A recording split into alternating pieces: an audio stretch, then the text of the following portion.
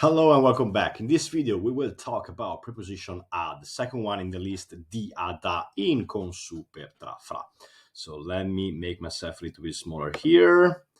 Let's click here, and here we go. So preposition a is an important one, like all of them, and we're gonna use it with these case scenarios. When we want to say that we are at a place, when we are describing a movement towards cities or towns, not countries, not regions, cities or towns. What I like to call receiver scenario, which people obsessed with labels in grammar jargon, they call it indirect pronoun, and month and hours in the sense of schedule when it comes to hours. Let's take a look at being at a place. Being at a place. So I am at home. Sono a casa. Simple as that. I am, sono, at home. Home is casa. At is going to be a. Okay.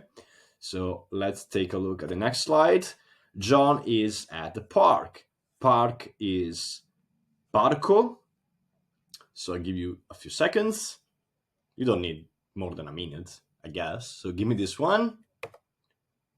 The translation is John è a il parco. John is a the park, a il parco. Now, the second line here is John è al parco. This is a spoiler. You will see this in more detail when we're gonna deal with combined prepositions. This is the combination of article and preposition, or preposition plus article. So a space il is completely correct. If you want to make it smoother, though, you should combine it and combine the preposition a with the article il, which becomes al. Okay, we're gonna see it in the future. For now, just stick to the basic version a space il. Okay, there is some room here, some space, a il parco, which is correct. Why did we come up with this? Just because they sound better, al instead of a il. We're going to talk about this very, very soon in the next few videos. Next slide. Movement towards a city or town. Today, I must go to Treviso. Oggi, which is today, devo, I must, andare, to go, because you know that after must, we follow up with the infinitive, a, Treviso. For the record, Treviso is a pretty nice, cute, pretty good town close to Venice. It is probably 20 minutes, well, maybe 30 minutes by car, not 20 minutes by car, 30 minutes by train. It's considered to be a rich town here in the northeast of Italy. It's a good one. So when you get to Italy, especially if you're in the northeast, make sure you plan a trip to Treviso, right? That was a side note. Next slide. How do you read this name? Italian way, not English. Italian way. This is not Serena. That would be English. That would be in Italian, it is Serena. Okay? So Serena and I want to go to Rome. A few seconds here. Pause this video. The translation is Serena e io vogliamo, conjugation of we, because Serena and I will be we, vogliamo andare a Roma, which is, of course, Rome. Side note, in this slide, I said movement towards a city or town, but to make things even easier, in front of towns and cities, we all the time put a, okay, as a side note. Now, the trickiest one, what I like to call receiver scenario, indirect pronoun. So let's grab this sentence. I tell Mark a story. I is the subject, tell is the verb, a story is the object, because what do I tell? A story. Go back and watch the English grammar video. If you don't remember about the concept of object in a sentence, go back and watch that video. Subject, verb, object. I tell what? A story. And Mark, what is Mark? Mark is the receiver of the story. It's not the object. It looks at first sight, because it's right after the verb, there is nothing in front of it. Or is it? let's put it this way. If we can rephrase a sentence applying the preposition to, then we are facing a receiver scenario. I tell Mark a story, in fact, can be phrased as I tell a story to Mark. And that to is going to be translated with a. Okay? Racconto, because to tell is raccontare. Racconto una storia, story is story, a Mark. Okay? So when you are dealing with verbs such as to tell something to somebody, to give something to somebody, and other scenarios like this one, when there is a to somebody, or when you can, where and when you can rephrase a sentence with to somebody, that somebody is introduced by to, is introduced with the preposition to, which means a receiver scenario. Okay? It's tricky. We will talk extensively about this concept in the future, not yet because it's a little bit tricky, but in the near future, if you follow the order of my instructions and my videos, you will bump into many videos about pronouns, and also, and more specifically, this case scenario, the indirect and direct pronoun. Okay? Anyways, for now, keep this in mind. To tell something to somebody, to give something to somebody. Okay? If you can rephrase it and you can put to, in fact, like I just listed in these previous examples, then we're faced in the receiver scenario and we use preposition a. So, I give John the keys. First off, before you start even think about the translations, and I didn't write the vocabulary for a reason, rephrase this sentence. So tell me, how do you rephrase this sentence? I give John the keys, in order to make it obvious that it's a receiver scenario. Please rephrase this sentence. Done it? Okay. The sentence is, I give the keys to John. I subject, give is the verb, the keys is the object. What do I give? The keys to John, who is the receiver, the guy who receive. Okay, the person whom am I giving the keys to? Okay, some vocabulary. To give is dare, which is a little bit tricky. Try to guess the conjugation for I give. If you mess up, no big deal. It's okay, because it is regular-ish verb. Let's see what you can do.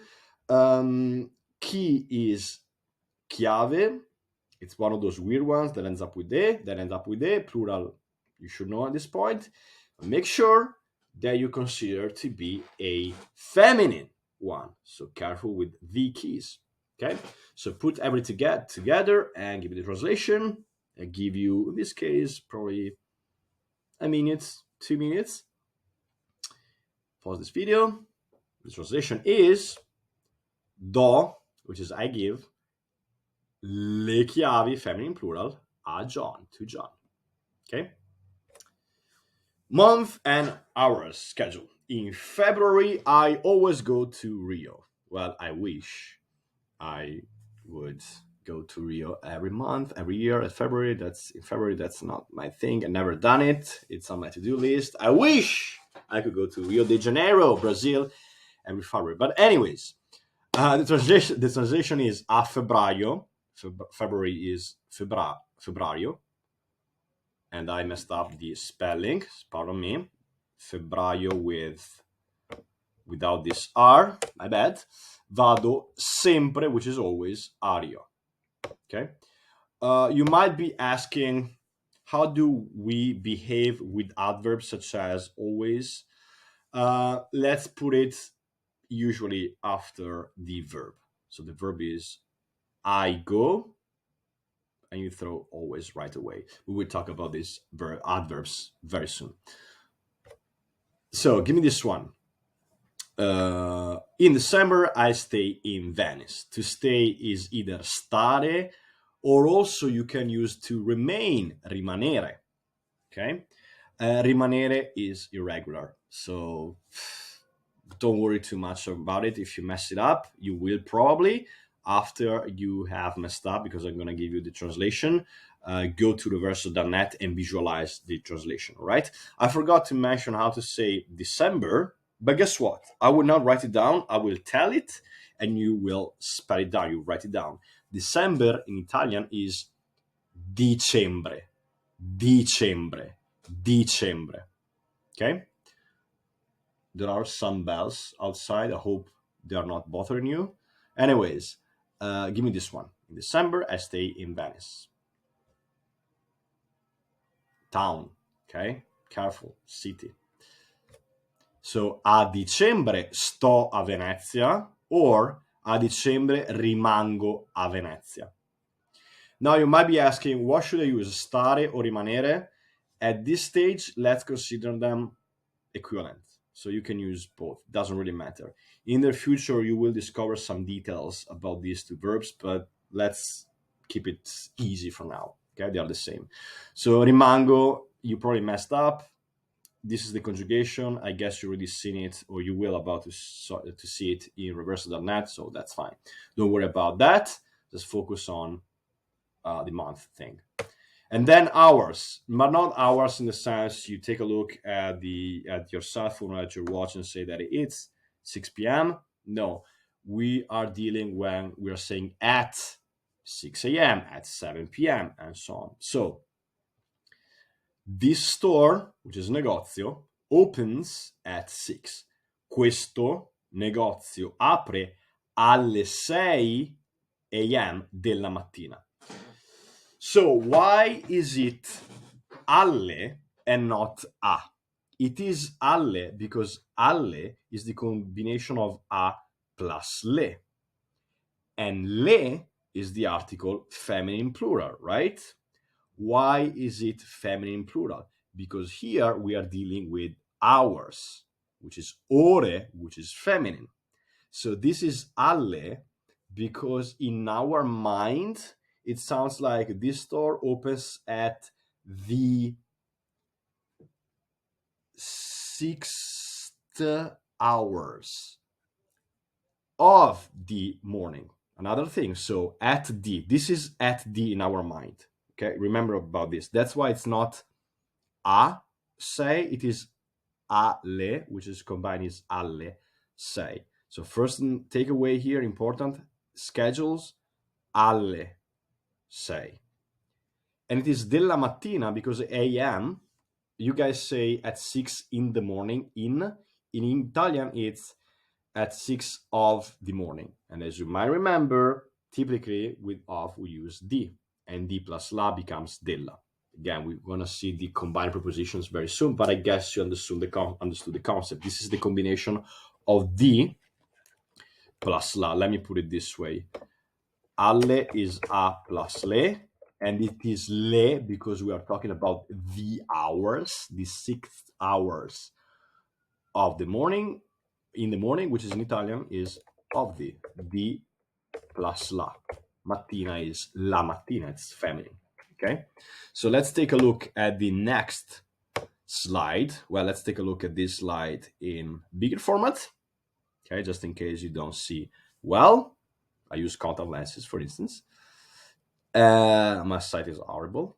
Next one. I must see the doctor at 4 p.m. today. So to see is vedere, regular verb. Doctor, we already talked about this, is dottore, it's masculine, and today is oggi. So give me this one. Devo vedere il dottore alle 4 del pomeriggio, in the afternoon, of the afternoon. If you say alle 4 della sera, it's not that bad, but I'm really a big fan of using pomeriggio when it's possible, just because it sounds better, it's more correct, and people will love you if you come out with pomeriggio instead of sera when it's actually pomeriggio, and oggi, which is today, right? You remember that when I introduced you to the prepositions, I told you careful with the assumptions, right? Well,